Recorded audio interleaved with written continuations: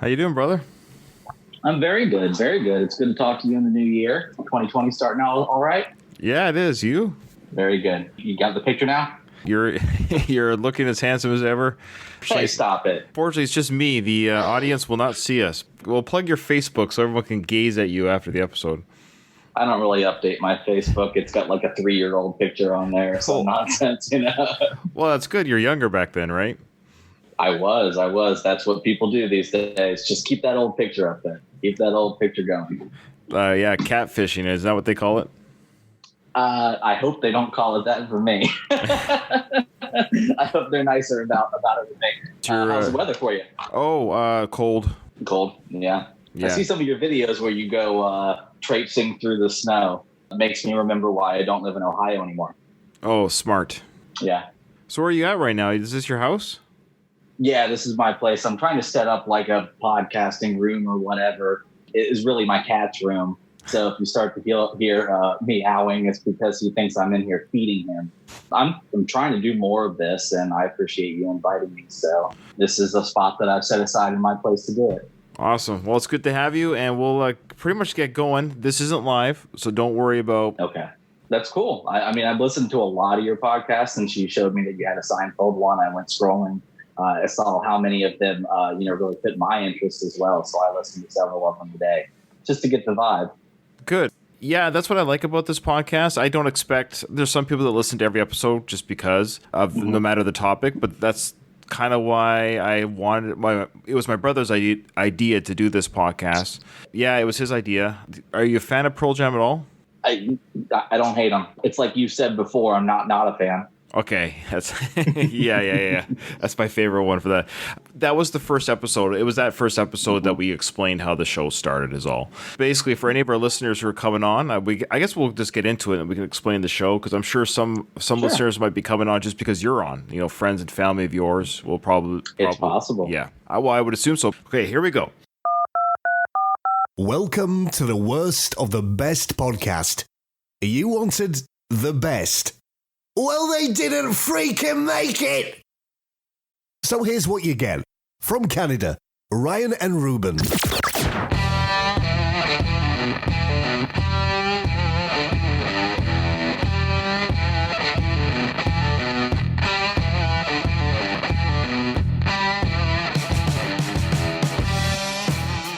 All right, welcome everyone to the Worst of the Best podcast. I am Ryan, and Ruben is not with me today. Unfortunately, he had... Well, I don't know what I can say. It's not a secret. He unfortunately had to attend a funeral, so it was an unforeseen event, of course, and so he wasn't able to record this weekend. We wish him and the loved ones involved all the best there. We have a special guest host with me today. His name is Drew, and he guest hosts. You'll recognize his voice for those who listen to him on the Third Eye Blind podcast, both episodes we did of that. Those two podcasts, Drew, just so you know, you'll be happy to know, are two of the top downloaded episodes. That doesn't surprise me at all. Third Eye Blind fans are maniacs. It's crazy, and we talked about when we recorded, and I will say, and I don't think the other guys listen to the show. Maybe they do. I don't know.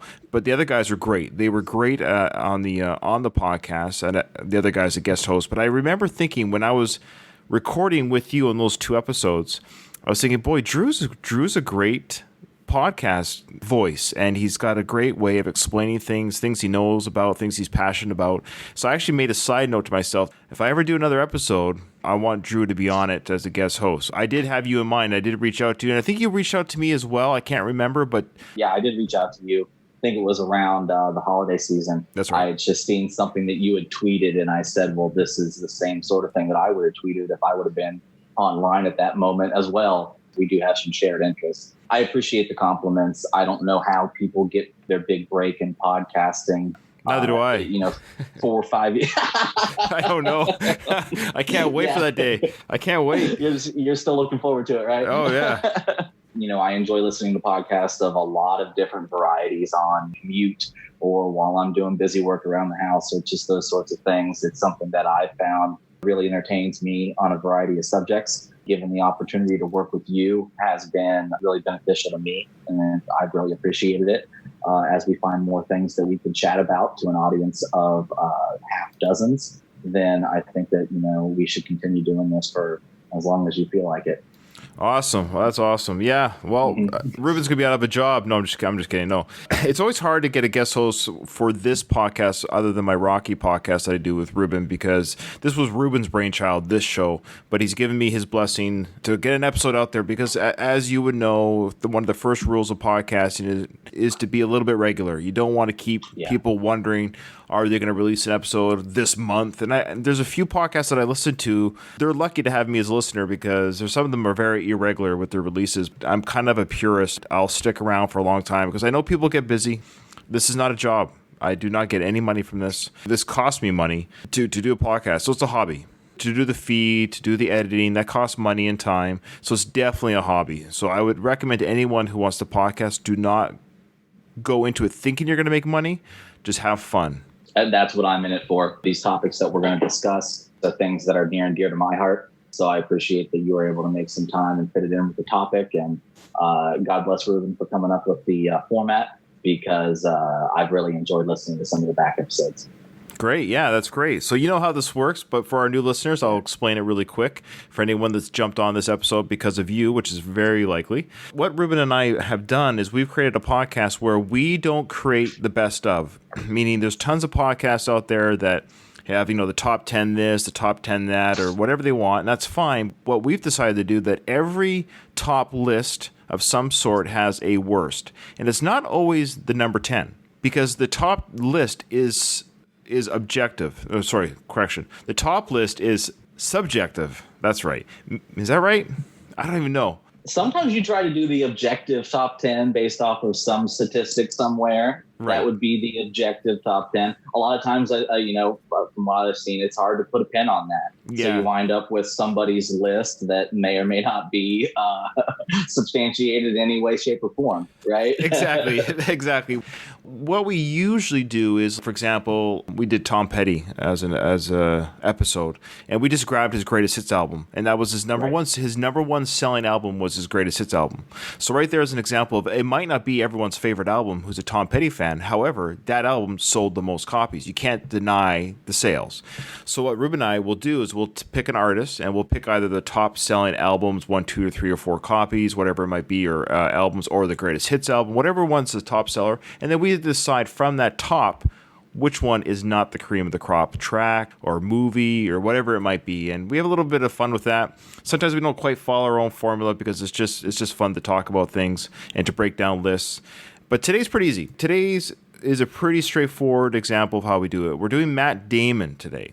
So what we've done is, you're a big Matt Damon fan. We're going to get into that. So how it's going to be set up for today is we chose the top 9 box office grossing films. So again, these might not even be the critic darlings. Some of these films that are not there might not even be fan favorites. If you're a Matt Damon fan, you'll be wondering, what about this movie? What about that movie? We don't pick that. The public picked with their pocket, meaning they paid to see these movies. They were successful at the box office. And so we're going to pick the worst independently of each other. We don't know our pick. Drew does not know my pick. I don't know his pick. From that list of what we think is the worst of Matt Damon's biggest box office films. So we're going to break those down. Drew, what is your relationship to Matt Damon? How have you become a fan, or when did you first become a fan? I first became a fan in the mid 90s when it seemed like he was popping up in just about every movie with a budget under 10 grand. He was a big sort of Miramax darling from what I can remember. Right. He was a part of that gang of actors that included Ben Affleck, Kevin Smith, that appeared in those Kevin Smith movies that were so popular. Forget the name of the blonde girl that played Amy in Chasing Amy. You remember her name? I don't remember her name. She didn't quite make it big. Her voice drove me up the wall, though. Who the f*** do you think you are, you judgmental prick? How the f*** am I supposed to feel about all this? How are you supposed to feel about it? Feel whatever the f*** you want to feel about it, all right? The only thing that matters is how you feel about me. I do think that she popped up later in several other Kevin Smith movies, but that was sort of the, what did he call it? The View Askew verse back in the mid to late 90s. Beyond that, though, I was really drawn to some of his biggest hits in 1997, like Rounders, The Rainmaker, Good Will Hunting. These were big, sort of critically acclaimed movies, and I was in the right time of your life. I don't know about you, but I was 13 years old in 1997. I had decided that I was ready to see the auteur flicks. I had decided that I was ready to see what was getting the Oscar nominations and that sort of thing. And so I went out of my way to do that. It wasn't anything that anyone else was sort of joining me on, but I was in a thespian in high school, did some monologues that were taken from some of Matt Damon's roles, sort of made those my own and performed those in a small setting. I found him to be identifiable to me as an actor, both in his sort of, I would say like a down on his luck, a from the streets kind of charm in some of his earlier roles, but he could very easily sort of flip that switch and be a part of sophisticated society, or he could speak eloquently. He sort of, despite having a Boston accent in Good Will Hunting, he was by far the smartest person in that movie. And the way that he was able to convey this very relatable, but also he may be the best of us kind of personification in those early movies in the mid-90s. Once the Ocean's movies came around, he was a bona fide Hollywood movie star, and that only solidified further with a lot of his later franchises. I never thought Will Hunting would be a franchise guy, but he certainly did turn it into that. No, that's great. No, and I've always enjoyed Matt Damon. I mean, every time I think of Matt Damon now, I think of the Team America, Matt Damon. Yes, yeah. Matt Damon. Matt Damon. Matt Damon. Matt Damon. Matt Damon. What are your thoughts on that little joke within Team America? Well, I liked his willingness, and he's always been able to do this throughout his career, willingness to make fun of himself. Did he do the voice for that? I think he had some part in it. It's my understanding that, Trey Parker and Matt Stone? Yes. Those guys from South Park. It's my understanding that they had some dealings with him. Yeah, he wouldn't be offended by it. Yeah, he turns 50 this year. That is surprising, because to me, right, it's still the boyish good looks, the charm that he exudes. It's hard to believe. Yeah. My story's similar to yours. I've always loved movies, and I'm a little bit older than you, so I was already that teenage thespian of film going in 1990. I remember when I was 15 and I saw Goodfellas, for example, and I just was blown away that movies could be like this. I couldn't believe that there's this a whole... Because before then, I was watching, of course, the Rockies and Star Wars and Indiana Jones, and, loving movies and Back to the Future, but when you turn like 13, 14, 15, you start dipping your toe into the adult waters of films, and you're just like, there's some real heavy films out there, Platoon, Godfather, and I just miss those days of discovering film. I think those days are kind of lost now. Matt Damon, he came on the scene, I'm just looking at his film roles here, and I think I first saw him, ironically, playing a small role in Geronimo, an American Legend, in 1993. He had a small role. Really? Yeah. Because I was a moviegoer, and I would have been 18 at the time, and I saw this in the theaters. I love Westerns and frontier-type films, and Geronimo fits that category. So I saw this in the theater. The next film I saw of his in the theater would have been 1996's Courage Under Fire. The reason I saw this, again, was not because of Matt Damon. I think I saw School Ties on VHS, but I might have seen it a little bit later after its release, probably because of Matt Damon becoming bigger. I probably would have gone back to the catalog and picked up that film. Sure. Because when I saw School Ties, I knew who Matt Damon and Ben Affleck were. I would have known that in 92. So, no, it shocked me that he had done a film as early as 1992. Yeah. I can't even imagine how young he would have been, how big his role could have been. That may be when I had to dig up. It made a whopping $14,000. Isn't that crazy? Yeah, I know, right? And then Courage Under Fire. The reason why I saw this film in the theater is because I'm a big Edward Zwick fan. I loved his films in the 80s and 90s that he directed, like Glory. But Edward Zwick, I've enjoyed his films. I was a big Denzel fan. So I saw that, and of course he played wouldn't be his last time playing a soldier, but That's right. Yeah, so he played a very thin soldier. And then Chasing Amy, I know I saw this on video. I don't think I've ever seen a Kevin Smith film in the big screen, to be honest with you. Not one, but I've seen them all. I think Kevin Smith almost expects that. I think he is a DVD rental guy or VHS rental guy. I always saw him that way. I've never seen any of his films in the theater. He put out 4 or 5 movies in the mid-90s before a lot of people even knew he put out one. So once you sort of caught wind of Mallrats, I think that was when people were brought on board with Kevin Smith, and they go, oh, there's Clerks, oh, there's Chasing Amy, oh, there's these other things out there that are similar characters. I mean, he was very close with Affleck and Damon before they got any of their big breaks. And those guys played sort of small roles in sort of small movies, but they got that cult following and people went to video stores and got them. I think I did the exact same thing. The next movie I saw in the theaters with Matt Damon is when he started to hit it big, out of the blue, big. Because Good Will Hunting and The Rainmaker both came out 1 month ahead of each other. The Rainmaker came out a month before Good Will Hunting. And I saw The Rainmaker in theater. The first Matt Damon film I saw where I knew this was now a star was The Rainmaker. And the reason why I saw The Rainmaker in the theater was because I was a big John Grisham fan. I've heard that you're a big John Grisham fan. Have you seen all of his books that have turned into movies? Yes. Have you really? I've read all the books that have become movies. And a couple others that have not become movies. In fact, I became a John Grisham fan because I was a Tom Cruise fan first. And I've loved Tom Cruise since Top Gun. So when I heard that Tom Cruise was doing a movie called The Firm based on a book by a guy named John Grisham, I went out and bought the book, read the book so I could know the movie before it came out. The Firm is a fantastic movie. And I don't think it ever gets old with Grisham giving us these kind of jaded looks at the legal profession. He does in a lot of those ways. Seeing Matt Damon in The Rainmaker, I actually caught it after I saw Good Will Hunting.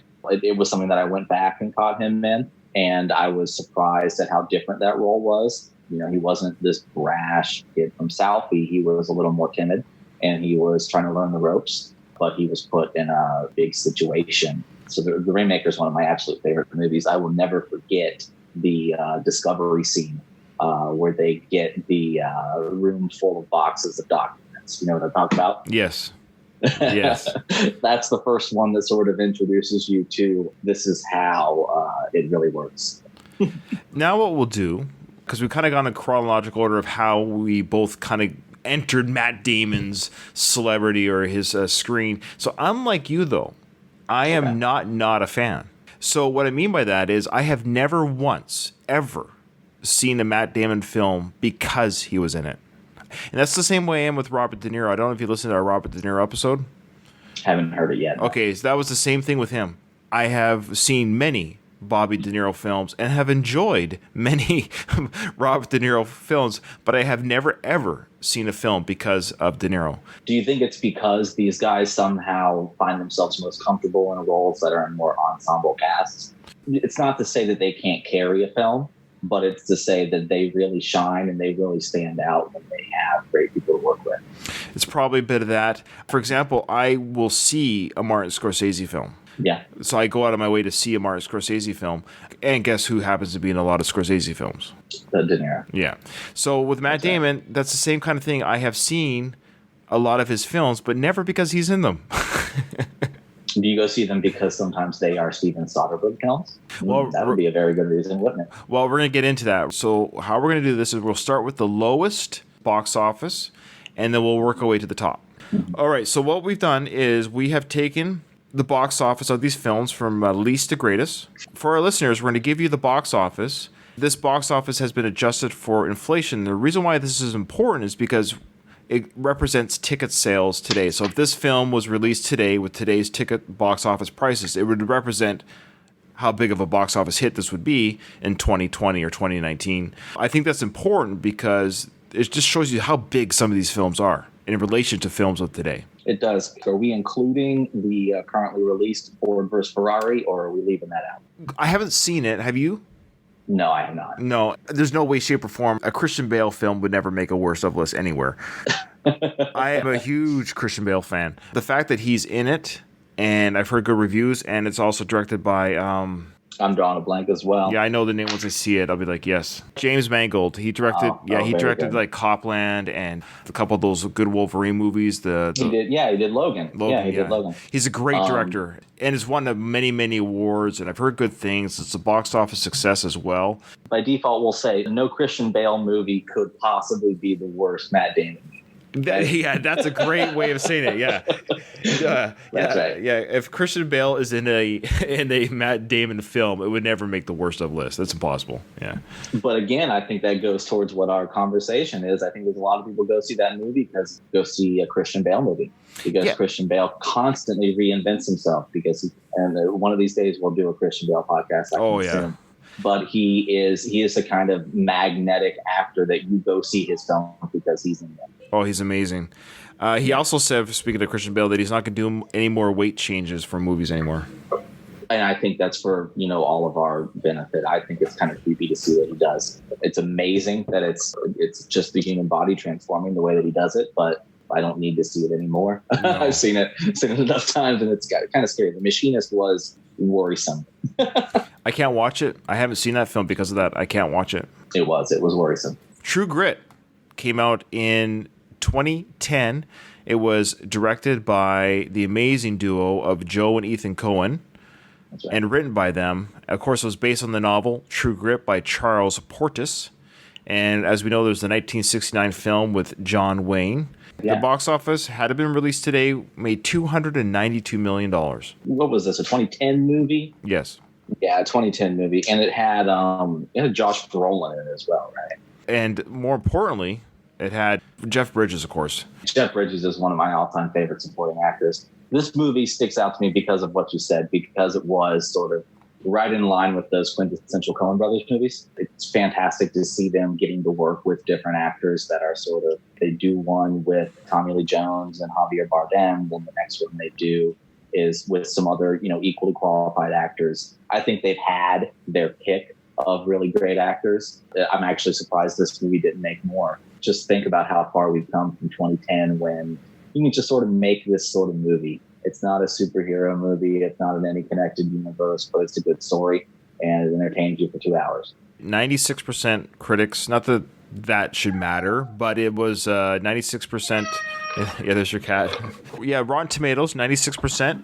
Critics gave that. Average score of 8.3 for Metacritic. So obviously a critical darling, as they say. And so here's an example of I saw this movie that had Matt Damon in it because I'm a huge Coen Brother fan. Well, and no one can blame you for that. And a Western fan. Do you think being a Western fan makes you a Coen Brothers fan, or do you think it's just a happy coincidence? In this situation, it's probably a happy coincidence, though I love their Netflix. You love Fargo. Yes. You love, these are American Westerns. I consider them. Old Country for Dead Men. No Country for Old Men. Sorry, what did I say? Oh boy, I've been up since 4:30 in the morning. Okay. Yeah, you've been texting me since 4:31. Oops, sorry. No, you're fine. Old Country for Dead Men is what you said, and I'll love it. I'll never let you live it down. What? Old Country for Dead Men. That's awesome. That's the sequel.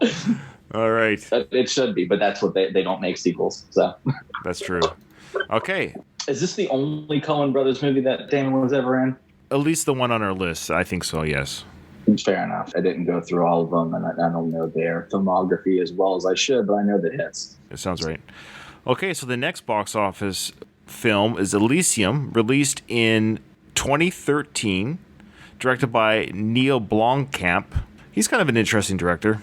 What do you find interesting about him? Well, he did the District 9. He's kind of a sci-fi dude. Right. Was this a sequel to District 9? Is that what this was? No. I don't think it was even in the same world of District 9. But I can tell you that I went into it thinking it was. Oh. Isn't that funny? Sometimes these movies, you convince yourself they're part of a bigger universe, and they are not. Right, and he also did that movie Chappie about the robot who becomes... interesting film. I enjoyed it. What I like about Neil Blomkamp is... He is from South Africa, and so he certainly has a different vision than maybe a director from Hollywood regarding storytelling. He challenges you. His films are a little bit challenging, and they're not just popcorn fodder. He was actually going to do, and was very close to doing, an Alien film, and I'm really upset it never happened, and a RoboCop film. You mean he almost did part of the Alien franchise? Yeah. Considering what they've done since then with the Prometheus movies that I've enjoyed, the ones with Fassbender, I think the Alien films would have been open to one of these guys' entries to sort of give it a new life. This movie, Elysium, is just filled with social commentary, just like District 9 was. In a sci-fi context, I really appreciate social commentary. It sort of makes you think, this is the ways we could go right. This is the ways we could go devastatingly wrong in the somewhat near but not too distant future. What I did not like about Elysium was Matt Damon's look. He creeped me out. That's what they were going for. But I don't know any other movie where he intentionally made himself as ugly as possible. But that's what he did here. It was disturbing. It was a turnoff for me. I actually rewatched this recently. Were you able to see the Matt Damon in this, even though you weren't looking at the top 5 most handsome man in the world?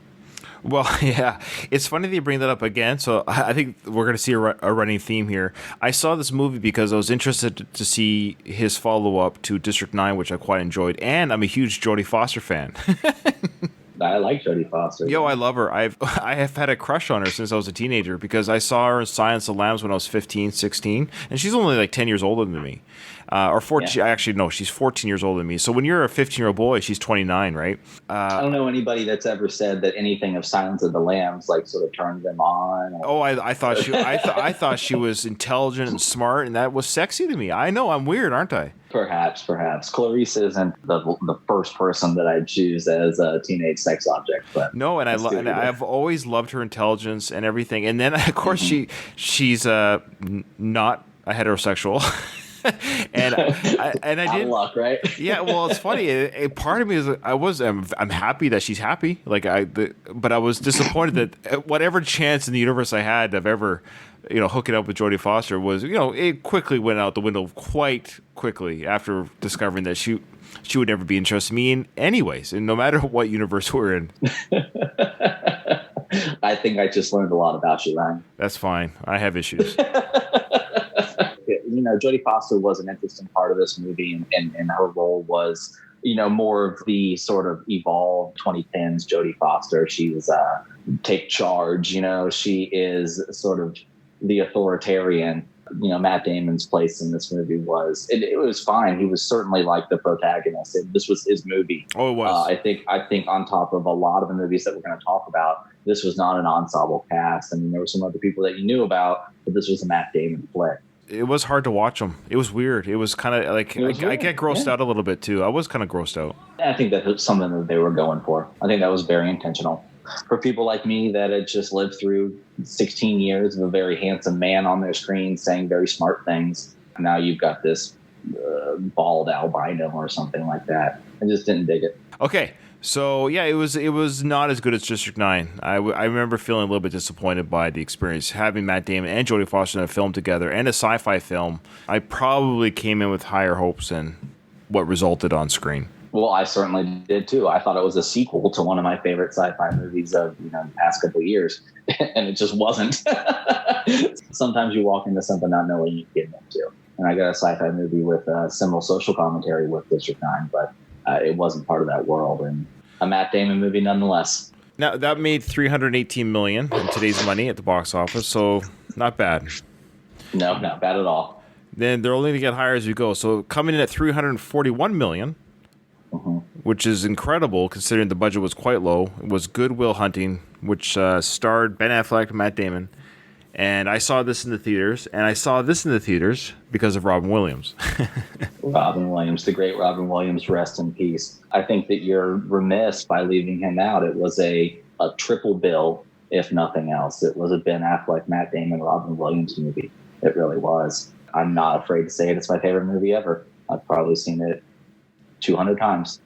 Oh, wow. Wow. Yeah. There's a lot to that movie. Like I said, I got into this Matt Damon thing as a 13-year-old. I'm not going to say that it was that I didn't grow up on the mean streets of Southie. I grew up in the suburbs of Columbus, Ohio. I didn't have any struggles with a single-parent household or any of the things that Will Hunting dealt with. But I really, really related to him. He struggled with his character struggled with the weight of the expectations that came with his intelligence. And that is, I think, a very relatable thing for a lot of people coming through in high school or, even in the college years. when you realize that there are people that just look at you as the smartest person ever. So how are you not a billionaire rocket scientist? And the way that Will Hunting struggled through that for this movie that was obviously very heartfelt to Affleck and Damon, and that they worked through the script. I can recall hearing about the ways that they agonized over getting that script perfect because they were eventually Oscar-winning screenwriters for it. The dialogue in that movie really speaks true to me in a lot of different ways. Everything from his very funny sense of humor, his very weird sense of humor, his very kind of asshole sense of humor, kind of, you need to be as smart as I am to understand this joke that I'm telling you, but you don't even know I'm telling you the joke right now. I really felt like that character is probably his best character, and if you asked him, maybe the most true to who he was as a person at that time. Which would make sense, is they wrote it, and you always what do you say? You write what you know. You write what you know, and you create a character that's like you, but a little bit larger than life. It's like his Rocky. It's like his Rocky. I would think so. You can throw out a half dozen scenes from that movie that move people. And I can just refer to them. The "It's Not Your Fault" scene. Mm-hmm. The "I have to go see about a girl" scene. Oh, those are classics. Yeah, that's. I haven't seen this movie as much as you have by any stretch of the imagination, but I did see it in the theaters. And that's more than I can say. I caught it on video. I don't know if Miramax movies were shown in a lot of theaters in Columbus, Ohio at the time, so I didn't catch it. But I certainly went on my way to grab it on DVD.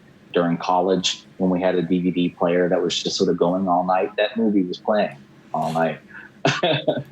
I remember when I saw it in the theaters, I was like, Minnie Driver was the...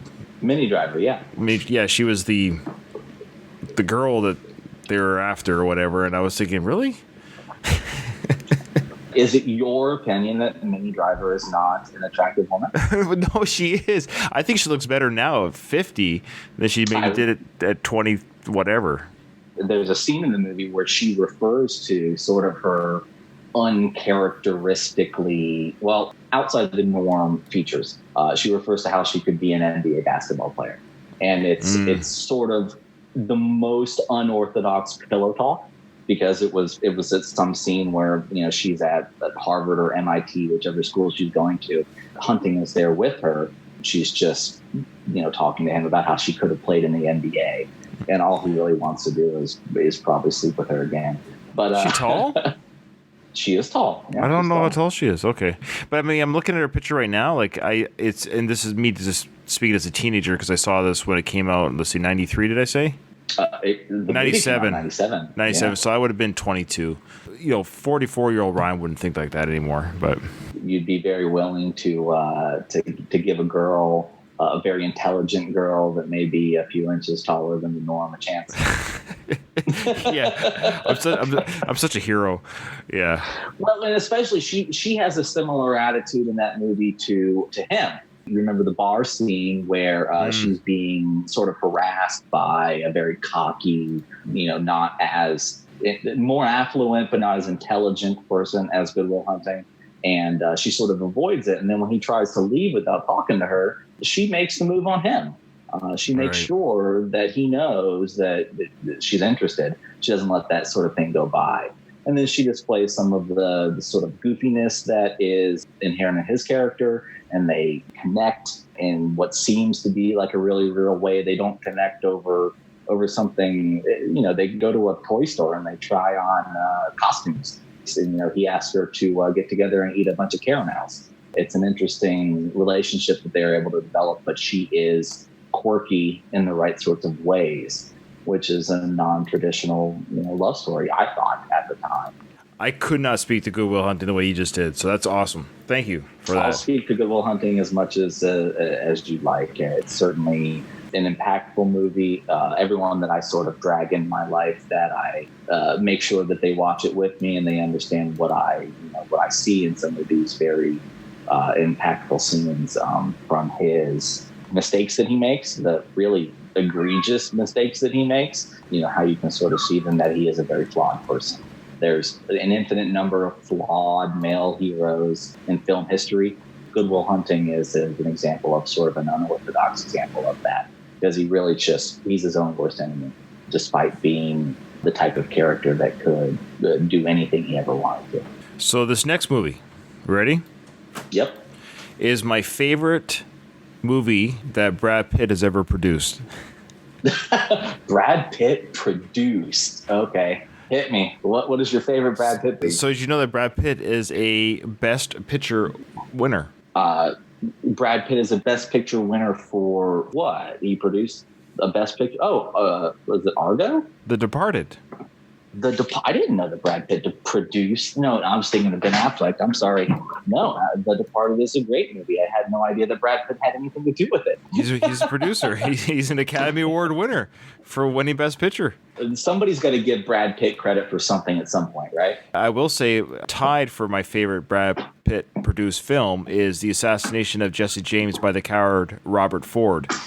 I'm glad that you go through with the entire name of that movie, because most people have given up. That's an incredible movie, by the way. No, I do like that movie. It's a little bit long. It's long in the title, and it's long in the film. Next favorite produced movie by Brad Pitt, tied for third of a Brad Pitt production, is Kick-Ass 1 and 2. You know way more about Brad Pitt's production filmography than I'll ever know. So we're talking about The Departed again. I saw this movie not because of Matt Damon, but because it was a Martin Scorsese film that had a cast which could not be ignored. Maybe the best cast ever. Yeah, DiCaprio, Damon, Jack Nicholson, Mark Wahlberg, Martin Sheen, Ray Winstone, Vera Farmiga, Alec Baldwin, and of course, my favorite, Anthony Anderson, who also starred in Jim Carrey's Me, Myself, and Irene. Well, and he's now a pretty big deal on the seventh season of ABC's Blackish. Yeah, great show. Yeah. Music by Howard Shore, even, who I enjoy. This movie, when this was announced, it was a Martin Scorsese film. It was going to be about cop, Boston, and that's, of course, Matt Damon, Mark Wahlberg's hangout. And, of course, what I love is Matt Damon plays a bad guy. He does. He does. And he does it so well. He plays a bad guy at the end. He plays a good guy for 3/4 of the movie or 2/3 of the movie. Well, and you kind of know Leonardo DiCaprio was the bad guy. And then they flip the switch. I actually watched this movie on Netflix last night. This was one that I wanted to make sure that we could talk about. The cast in this movie is unheard of. I don't think that you could budget a cast like this today.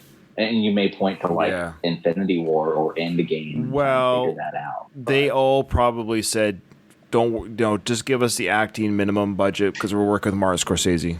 All the other things too. We're getting to do a mob movie. We're getting to do a Boston cop movie. Just so many elements of this that are like fun tropes. Just all of the different swerves in this movie, and you see the script and you go, holy crap, nobody's going to know what's going on. People are going to leave this movie not knowing what went on. I left this movie the first time not knowing. Would you tell me who the good guys were at the end? I'm not sure. It was a ride. It was a really, really fun ride. It's a remake. Yeah, I had heard it was a remake. Do you know, was the first movie such a star-studded cast? No, it was a Hong Kong film. And now had a maybe it was with Hong Kong actors that we're not familiar with, so I don't know. Okay, no, I wouldn't be able to speak to that. I did not know it was a remake. If it was a remake, it would have been a remake of like a Rat Pack movie. And what's crazy, it was a remake only 4 years later. This was a film in Hong Kong, 2002, called Infernal Affairs, and it actually spawned 2 sequels within the Hong Kong trilogy. I don't know how closely it is, but it's enough that it is warranted as a remake. Does that make you feel any differently about... No, because... No, nothing, right? No, because if they gave me the challenge, remake The Departed, Ryan, I would suck at it. But you'd know the beats. A band can cover a song. It's not their song, but they can suck at the cover. No, and I think that you guys did a podcast episode on that. If I don't, okay. So what I mean by that is it's not their quote unquote idea, but how many Little Women movies have we had? There's been a lot of adaptations to stories, and they still did it well, very well. But I haven't seen the original, and I would love to actually, because I think it's a great story, and I would love to see it played out with different characters, sure, or different actors. I would have no problem with that. I wonder if it was a Hong Kong movie. Was it Hong Kong police and Hong Kong gangs, or did they still try to set it in Boston? It tells the story, the Hong Kong version, of a police officer who infiltrates a triad, and another officer secretly working for the same gang. Okay. So there you go. That movie. I love The Departed. Departed was a fantastic movie. I did see it in theaters. I've gone out of my way to see it several times afterward. It's up there in Scorsese's best movies. Now, it's probably Jack Nicholson's last great movie. Probably Jack Nicholson's last great movie. Now, The Departed was, I don't know if you can remove Matt Damon's performance from it in order to call it one of Matt Damon's best movies. He was such a part of the ensemble, and he played off of everyone, and Mark Wahlberg was such a dick to him, and just all the other different ways that he interacted with the other players. He is the opposite of Elysium, right? He was seventh on that call sheet. It's one of these things to think about. Yeah, I would call it a Matt Damon Leo film. Matt Damon Leo film. Okay, fair enough. Yeah. And Matt Damon, though, he has done a lot of ensemble movies. We'll get a little bit more into that with a couple. Yeah, more as we get into the higher profiting ones, right? So The Departed made $365 million had it been released today. Has he been in any other Scorsese movies now? No. Or is this his only Scorsese? I think this is his only one. I'm 90% sure, which I find surprising. I don't know if I find it so surprising. I just find that as we are talking about this, we are going to discuss that Damon has been around long enough and he's been a megastar long enough. He's getting his pick of the best directors to work with. He's not missing any of them. So. Right. So the next one, speaking of big-time directors, he works with Ridley Scott, a very big-time director, in the 2015 movie The Martian, which is Mars's Castaway. Yep. The movie made $680 million. Can you believe $680 million? I'm a little surprised. There's not a lot of cast in that movie. No. This is a Matt Damon film. It's basically Matt Damon chewing up the screen for 95% of it. Making potatoes in very unorthodox ways. Have you ever made a potato in a more unorthodox way, Ryan? No, I've never done it. Would you ever go to Mars? Yes. Yeah, yes, I would too. I would too. You would too, but you understand you were in different positions. What would your wife and your kids think about it? Well, they wouldn't be happy.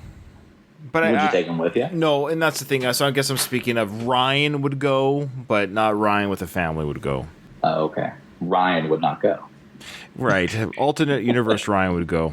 Now, I will say when this movie was at first announced, I actually thought it would have an alien. Okay, fair enough. That's the irony of it, which is kind of cute.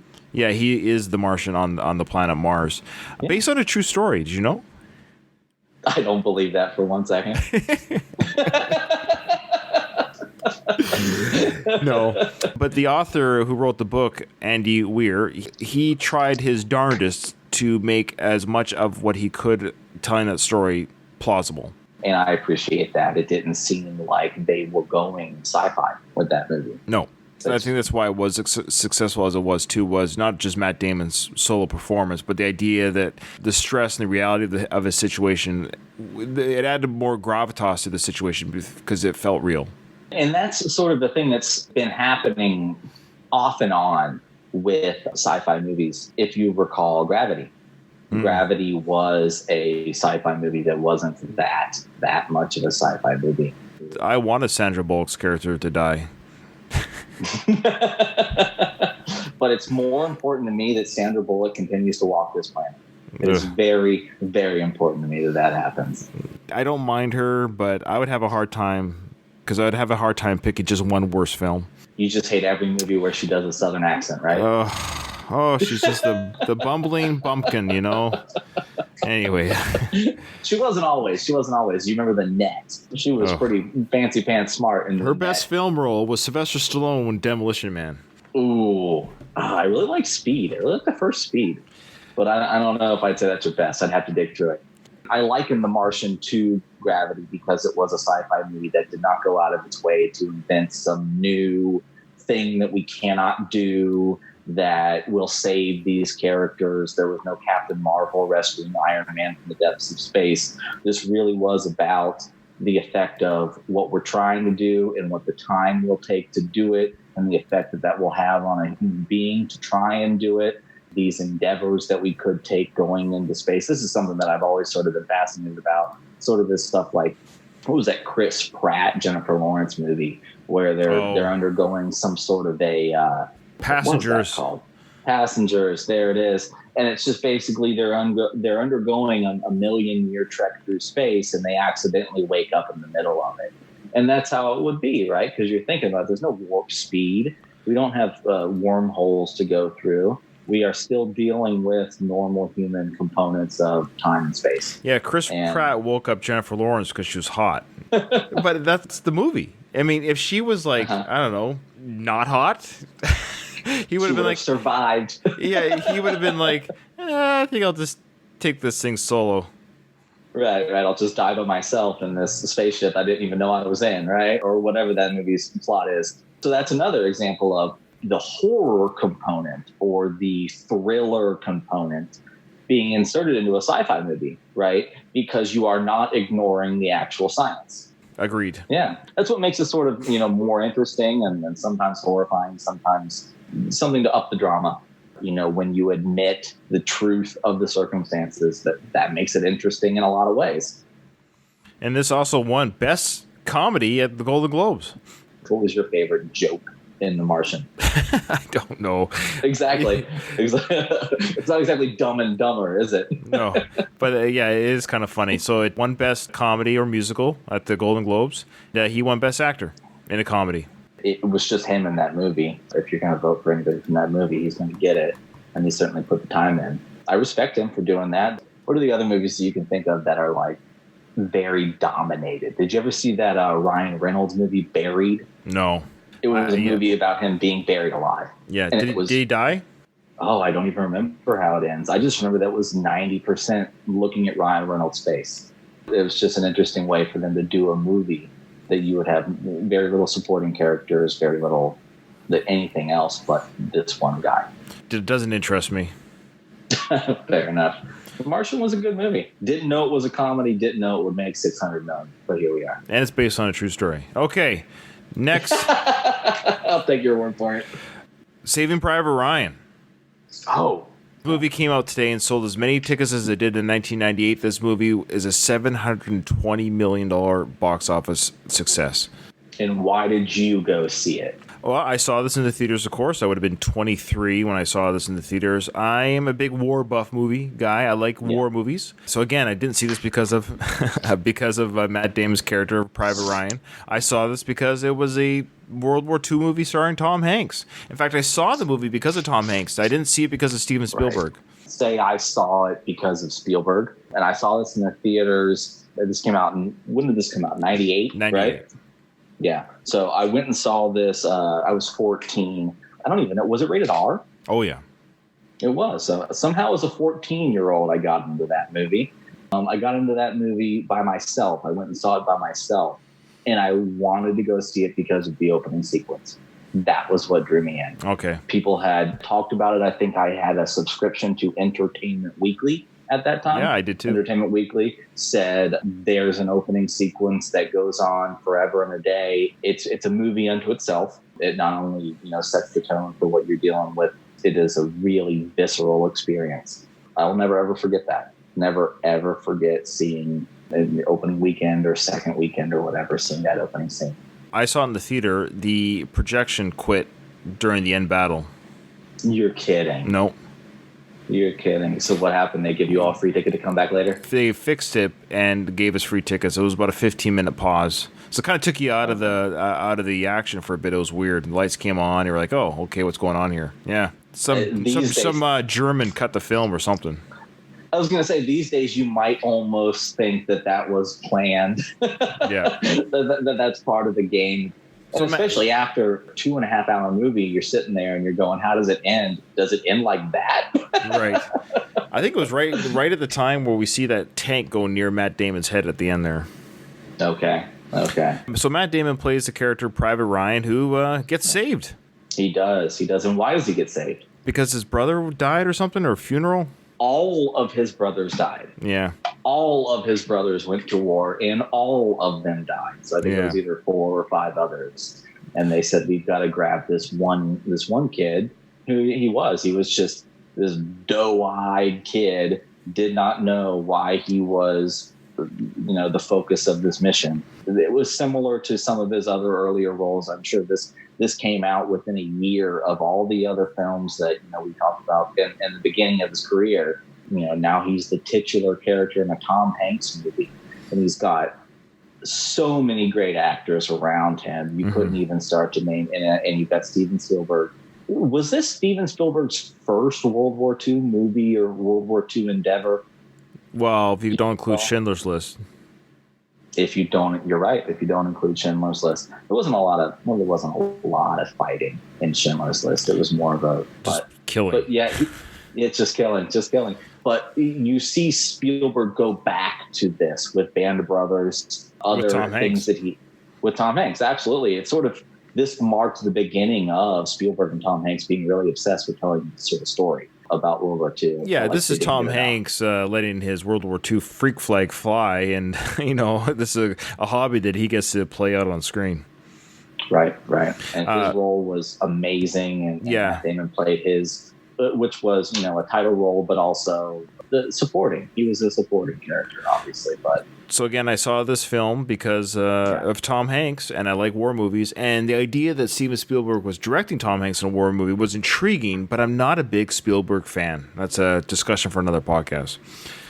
Goodness, I can't even begin. I know, I'm an 80s kid, and I hate. Okay, I might have to edit that out because that's going to save it for another episode. Worst. But how do you feel about Jurassic Park? Like, what's going on, man? Listen to my episode about the top grossing films. Okay, I guess that's what we'll have to do. Yeah. Okay. Why you are so wrong? Oh yeah, I'm wrong. My opinion is always right. Now, 2014's Christopher Nolan directed, $742 million box office, crazy numbers. Interstellar. Wouldn't call it a Matt Damon film. True. It's like Saving Private Ryan again in space. I don't know if I would even go that far. I think that, in Saving Private Ryan, Matt Damon is Private Ryan. The reveal. Sure.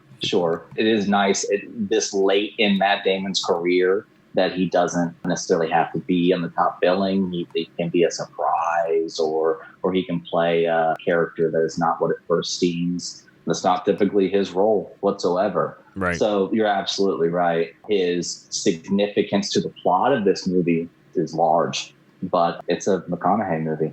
This is during the McConaughey Renaissance. The McConaissance. Right. Thank you. The McConaissance after Dallas Buyers Club, and I really love that first season of True Detective. It's great. It's very easy to rewatch those 4 episodes or 6 episodes or whatever, but yeah. The McConaughey Renaissance was very huge. Matt Damon, his role in this movie, I guess, gets it on his list. But plays another bad guy, kind of. Well, I don't know how many times he really even played bad guys at all. But yeah, he does. He plays a bad guy. Yeah. I agree. I almost hesitated putting this in, but you have to put it in because you take away Matt Damon playing who he was playing. And it's a great reveal. If you went in not knowing he was there, you would be like, oh, it's Matt Damon. And then you find out he's kind of a dick. It takes you back because Matt Damon doesn't do this. He does a great job playing a dark character, i.e. talented Mr. Ripley. When he does do it, he does a great job playing a dark person. Well, I think it's part of his intelligence, and a lot of his characters are able to play I'm better than you, I'm smarter than you, I've figured this out better than you role. He's able to play that off. Normally he does it from a sympathetic perspective where, despite all of those things, he's still sort of down on his luck, or he hasn't really proved himself. But, when he gets to play a role where he is sort of the super genius, super villain, there's a lot of people that are less qualified to do that than that. He would make a great Bond villain. Okay. Would he have to do a Russian accent? Boston. He would do a Boston accent for his. That's hilarious. I don't think a really good idea. Well, I don't know if anyone's smart enough from Boston to challenge James Bond's intelligence. So we'd have to maybe rethink that. You're making generalizations that are going to insult 3 or 4 of your listeners. I was going to say 3 or 4 of my Bostonian listeners. And if they have a sense of humor like Matt Damon does, they're just going to laugh, hopefully. Okay. We would hope so. I think that'd be phenomenal. It's just one of those things. I don't know. Has there ever been a Southern Bond villain? Has there ever been a Bostonian Bond villain? There you They're go. just generally always Russians. Who do you hate more, Anne Hathaway or Sandra Bullock? I hate Anne Hathaway more. Me too, I think. You think so? She bugs me. She was But see, I don't have any hate for Sandra Bullock. So Hate's a really strong word. I'm same position. I'm speaking strictly to acting, not to their people, right? Just like you don't have to like Nickelback, right? I'm sure they're all nice individuals outside the band, but I don't like their music. Anne Hathaway, when she acts, I something about her is grating. What was the last thing that Anne Hathaway was okay in? Did you see Ocean's 8? No, are you kidding? You didn't see Ocean's 8. Okay. Well, I thought that she played the right role in that movie because she played a dumb, really pretty woman. I'm surprised they haven't remade Pretty Woman with Anne Hathaway. Ooh, now you're giving them ideas. I know. Cut that out. She played Catwoman. She was terrible as Catwoman. I think In what movie did she play Catwoman? Dark Knight Rises. Oh, man. Yeah, I think we all need to forget about that. She played Selena Kyle, Catwoman. She was horrible in Did that. she put on the outfit? Yes, remember she kind of wore a little outfit. She rode the motorcycle around, and we had to pretend she helped. I have deleted that scene from my mind. All I remember from Dark Knight Rises is the Bane voice. That's all I remember. Well, Bane was awesome. Bane was awesome, but I don't even remember anything about what he did. I just remember his voice. He broke Batman's back. Yeah, that's true. Threw him in a pit for a while, right? Yeah. Now we're getting to the last two franchises of this list. Yeah. The first franchise of the two that we're going to talk about are the Bourne franchise, based on the novels. The 4 films we're not going to talk about them individually. We're just going to talk about it as a franchise. Okay. Right. The Bourne films, 2002, Bourne Identity, $289 million. Bourne Supremacy, 2004, $374 million. Bourne Ultimatum, 2007, $540 million. And then 9-year hiatus, Jason Bourne, the film, 2016, $441 million. Franchise total, $1.644 billion. Average box office per film, $411 million. Sounds about right. Those movies certainly got a lot of my friends at the time to go see them. Those movies were appealing to a lot of ages. They weren't just young people movies. They were like James Bond for a new generation. That's what I took it as. Yes. They're still fighting Russians or people with vaguely Russian accents. I'm sorry, go ahead. No, I was just going to say, speaking of James Bond, the Bourne Identity film 2002, actually, that's the film where the James Bond people were like, we got to change our game. I believe it. That was during the Pierce Brosnan era? That's right. So 2002 was, that was 18 years ago. So Daniel Craig has not been playing James Bond for 18 years.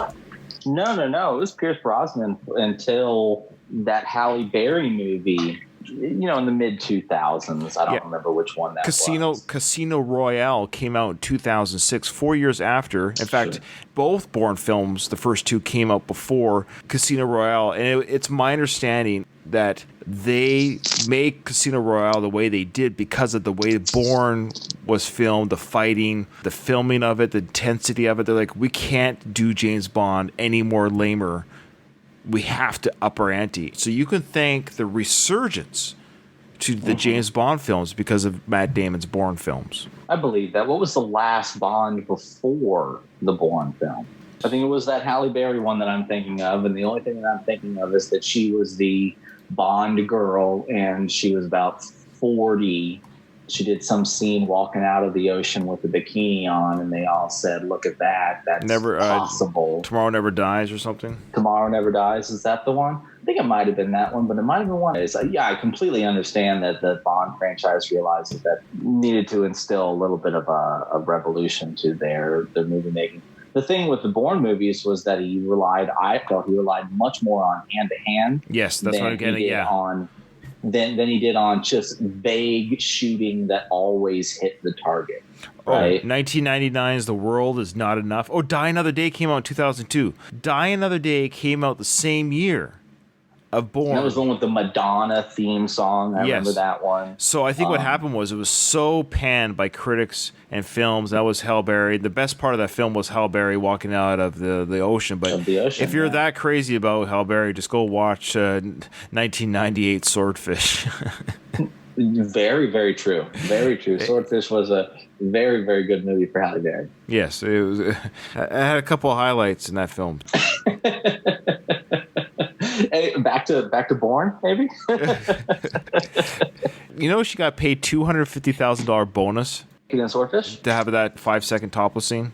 I believe it. $50,000 a second. And you think about different things now, like A, people do that all the time on Instagram for no good reason, and B, Right. that wasn't even in like HD. It wasn't HD, it was double D. Oh, very good joke. Very good joke. Oh, I'm terrible. The Bourne films reinvented the spy thriller action film. We actually have that to thank. I believe that. I don't think I'm wrong in saying that. Well, I think the Bourne films also, I don't think anybody ever really doubts this, but the Marvel superhero movies that don't want to rely on sci-fi, they've got Bourne style hand-to-hand combat. Black Widow, the Captain America scenes, those sorts of things where they are fighting, especially the movie Winter Soldier, I would say has a lot to do with the Bourne movies. It was entirely hand-to-hand combat other than gigantic skyships crashing into things. It was a spy movie, it was a hand-to-hand combat movie, and it was a superhero movie. And I think it had a lot to owe to those Bourne things. How to do the choreography and how to make it look good. So I will say I saw this film, the Bourne films in general, Okay. based on word of mouth. I think the first one I probably saw on DVD. I don't think I saw it in the theaters, but because of word of mouth, and I thought, oh, I'll go watch this. So that was probably the first Matt Damon film that I saw strictly because it was Matt Damon, but also because of word of mouth. I had no reason to see it because of the director. And then, I saw the next 3 Bourne films because of Matt Damon's performance as Jason Bourne was really quite stellar. And I would say that, that was definitely, that's Matt Damon's cherry on top of his film career, that he really had a very successful On His Shoulders franchise. Do you have any idea whether or not Matt Damon took this role because Ben Affleck was taking action roles? I think so. I think they're having a little friendly competition because we know that Ben Affleck had a failed attempt in the same spy thriller category with Sum of All Fears playing the Jack Ryan character. He also did Reindeer Games in the late 90s or early 2000s, and I thought that was his entry into this genre. And I considered this genre to be very specifically like something I did not expect the Damon or the Afflecks of the world to get into. They were young and, they could learn choreography or whatever, and they wanted to be leading men. It seemed to me like Affleck got into it before Damon did. And It seemed like once Damon did, he did it maybe as a friendly rivalry, maybe as a showing that he can to do these things. Pearl Harbor, Changing Lanes. I saw Changing Lanes. I really liked that movie. Some of All Fears. And then Ben Affleck tackled Daredevil. He did. He tackled Daredevil, and then he eventually did Jersey Girl. And I like Ben, by the way. I think he was an incredible Batman. It's not his fault that the scripts weren't that great. Well, he's got the jaw for Batman. I really don't know if there's anything else going on there. and the script would be a part of that, for sure. Okay, last franchise. Yep. People are like, what franchise? What are you guys talking about? Well, dear listeners. What could be bigger than the Bourne franchise? I know. Seriously. People are probably... could it be? Ocean's 11, 2001. $632 million. Ocean's 12, 2004. $563 million. Ocean's 13, 2007. $380 million. A franchise total... didn't beat the Bourne films, but it's one film less. It had a higher average, so a franchise total of $1.57 billion. Average box office for the franchise of the Ocean's film, $525 million, almost $180 million more than the Bourne films on average. So this was a completely successful film franchise and smaller budget too, by the way. The smaller budget is what surprises the heck out of me. How is that possible? How can you figure out how to pay Damon and Pitt and Clooney, and then at the end of the day, Roberts and Willis and Don Cheadle actually became a person, of note throughout this series? This was an ensemble cast. Bernie Mac had to have a tag attached to him. How on earth did they spend less money on this? Maybe it's just because of the way that the direction was handled. Soderbergh knew what he was doing. They were not wasting money on, there certainly weren't any explosions or action scenes. It was more, how do you make these guys look incredibly suave and incredibly clever? How do you shoot this in the right way? And I think he knew what he was doing. To me, this deserves its spot on top of Matt Damon's best movies, even though I wouldn't call it a Matt Damon movie. I'd call it a George Clooney movie. Matt Damon has had a whole career of not having Matt Damon movies. Judging by this list, how many on this list would you call Matt Damon movies? We've talked about one. It's The Martian. There's some others that we don't like. Those are Matt Damon movies. This, I wouldn't call a Matt Damon movie, but he shines because he gets to be the smart one. Yes. When he gets to be the smart guy, he gets to show everybody else up. They're better looking and they've bagged more chicks, but at the end of the day, they need to go ask Matt Damon so that they can actually accomplish their goal, whatever their goal might be. They're fun films. They're really fun films. Clever films, well written. Like you're saying, their heists are stressful. Like how are they gonna do it? How are they gonna do this? And they do it. And I get stressed out. Watching this. Like how are they gonna pull this off? Something always goes wrong, and they figure out how to do things on the fly. And you got George Clooney and Brad Pitt just being as handsome as ever. And it's fun films. Fun films. Really good movies, and I think for Matt Damon to be able to. When was the first one? When was the first Ocean's 11? 2001. I mean, he had been in Saving Private Ryan. He had been around these great actors, but... Yeah, it was only 3 years after Saving Private Ryan. He wasn't like the huge megastar. But he got to be in the room with all the megastars. After Ocean's 11 in 2001, a year later, he was in the Bourne franchise. So it's crazy how quickly things can increase for somebody. Yeah. He got the right role for him. With the Ocean's 11 movies, there's a lot of backstage commentary about discussions about they knew what cast they want, but they weren't quite exactly sure who they wanted to play what roles. It's my understanding that there was some talk about Matt Damon playing the Brad Pitt role. Can you even imagine that? Maybe you could, just to play a much more charming version of the character that he was playing.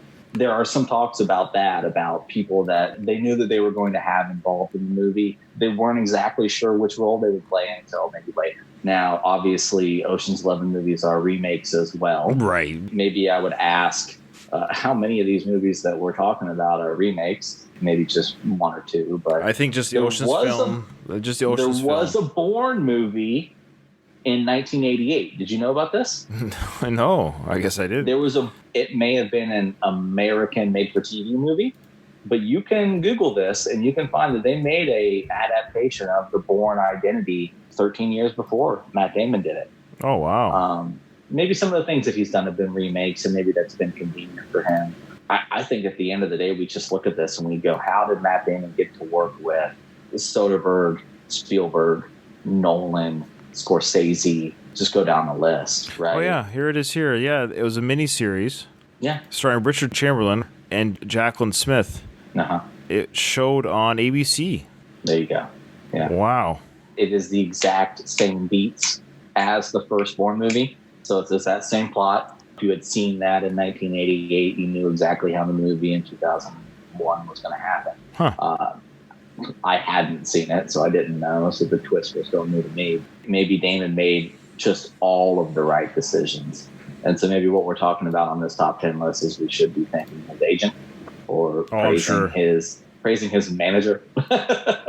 All the above. For the very smart, decisions. Decisions not including downsized, by the way. Well, yeah. We could do a whole podcast on the misses of Matt Damon's career, but this is the worst of the best. So these are the films that topped the box office, that had Matt Damon's name on the poster. To some degree or another, he was part of the success. He chose correctly and acted correctly in these big films.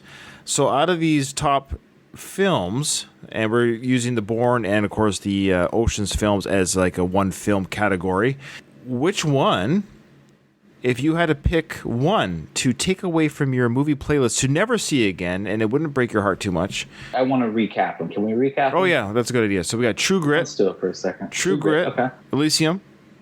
Uh-huh. Good Will Hunting. The Departed. The Martian, Saving Private Ryan, Interstellar, and then the Bourne films and the Ocean films. Well, for me, this was easy. The answer is Elysium. Elysium doesn't have any resonating significance to me. It had an interesting story, but like I said, I don't rewatch it because I don't really enjoy seeing it, truth to be told. I know that this was a Matt Damon movie, as a starring vehicle, and it did tell some interesting story, but it's not my favorite. It's my least favorite out of that list. All right. That's fair. It is fair. In fact, I was working on this this list at work. It's such a strong list. It's very difficult. It is, but a coworker saw my list as I was making this at work. He's like, "What are you working on?" I'm like, "Podcast stuff, on the government's dime." That's right. It was lunch break. Hey, come on, it was lunch break.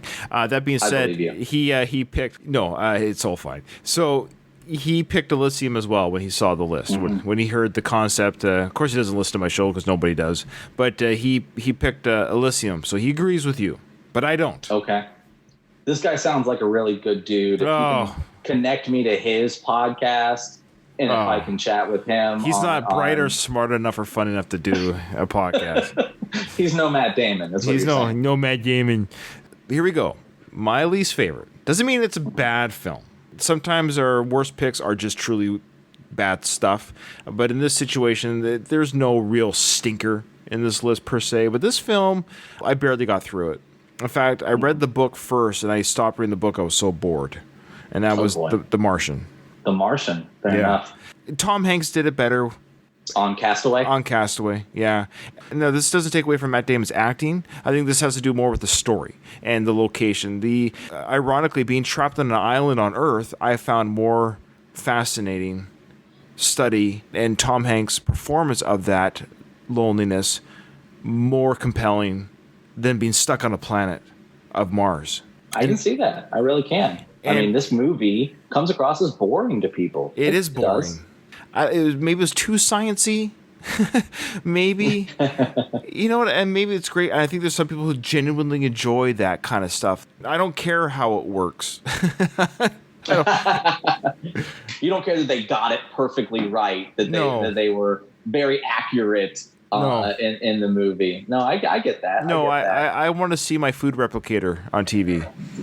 Right. You want to see him just taking a pill every day, and that gives him his nutrients. Yeah, sure. Move on. Sure. We're not worried about how he's getting his nutrients, right? I would have been just as happy had the Starship Enterprise beamed him off the planet. Or the same thing, which is Captain Marvel rescues Iron Man from floating in space. Don't get me started on Captain Marvel. Well, I would like to get you started. I think we should do a podcast on Captain Marvel. There's a lot to say about that, but there's no Matt Damon in Captain Marvel. Maybe we have to leave it there. Oh my gosh, that's all we need is a superhero who's angry at the world. Anyways, no. Tell us how you really feel, Ryan. Well, I just hope in the Captain Marvel Part 2 they give the one ability that Captain Marvel doesn't have in these films, which is to smile. And to have a personality. Charisma. Exactly. There it is. Charisma. Have a personality. Oh my gosh. Yes, you are able to save planets. But the worst part of Endgame was when she goes, "You're not the only Earth." Oh, shut up. That's right. She did say that. Yes, it was very snippy. It was very snippy. And part of me is like, yes, but we're on this one. This is the one we occupy. Sorry, it's not the one that you're saving. Get out of here. Go save the other planets. We don't need you. We will be having a Marvel podcast soon. Oh my gosh. Okay, so there you go. It'll be the best of Ryan's worst. Oh. So there you go. That is our Matt Damon episode. I want to thank our guest host, Drew. Thank you so much for coming on and filling in for Ruben, and we hope to have you on again. Absolute pleasure. Thank you so much for inviting me to talk about one of my favorite actors since I was a child, Matt Damon. That's awesome. Remember, in front of every silver lining, there's a cloud, and we're here to help you find it. Old Country for Dead Men. Old Country for Dead Men. Best movie ever.